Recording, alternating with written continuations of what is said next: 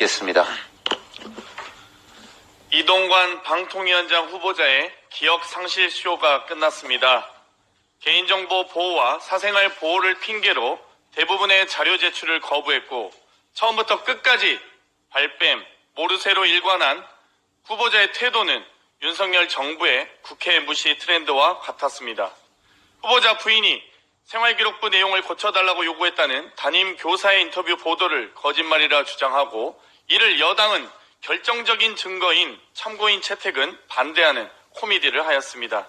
국정원 언론장악 문건에 대해서는 그동안 보고받은 적도 지시한 적도 없다더니 보고서를 한두 번 가져왔다고 말을 바꾸고는 다시 좌우지간 나는 본 기억이 없다, 지시한 적도 없다라고 말을 바꿉니다.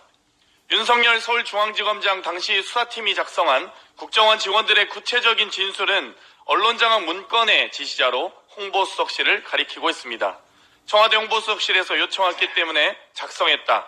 청와대 각 수석실 등 요청 부서에서 제목 및 기한을 지정해 준다는 진술이 이를 뒷받침합니다.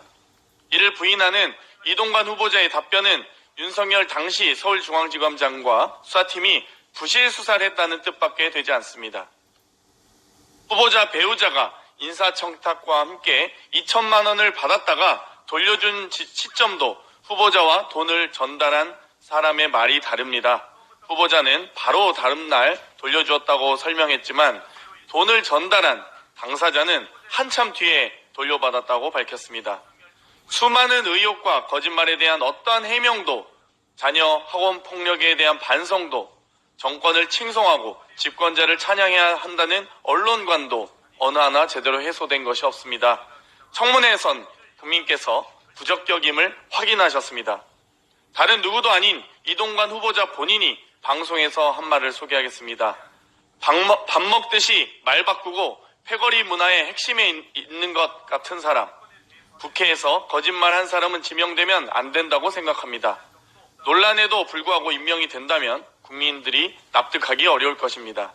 지금이라도 이동관 후보자는 자기가 한 말에 따라 사퇴하십시오. 임명 강행에 따른 모든 책임은 윤석열 대통령이 져야 한다는 것을 꼭 기억하시기 바랍니다. 국민의힘의 갈라치기가 결국 희생자를 만들었습니다. 한낱 묻지마 강간 살인 사건이 일어난 관악구 여성 안심 귀갓길 예산을 전액 삭감했었다고 합니다. CCTV 등 예산 삭감을 주도한 국민의힘 구의원은 자신의 유튜브에 전국 최초 여성 안심 귀갓길 전면 폐지라는 홍보 영상을 자랑스럽게 올려놨습니다. 여성 안심 귀갓길은 경찰과 범죄 피해가 빈번하게 일어나는 지역을 선정하는 것이라는 관악구 담당 과장의 설명은 철저히 무시당했습니다. 이번 사건의 피의자는 범행 장소에 CCTV가 없다는 것을 알고 범행을 저질렀다고 진술했다고 합니다.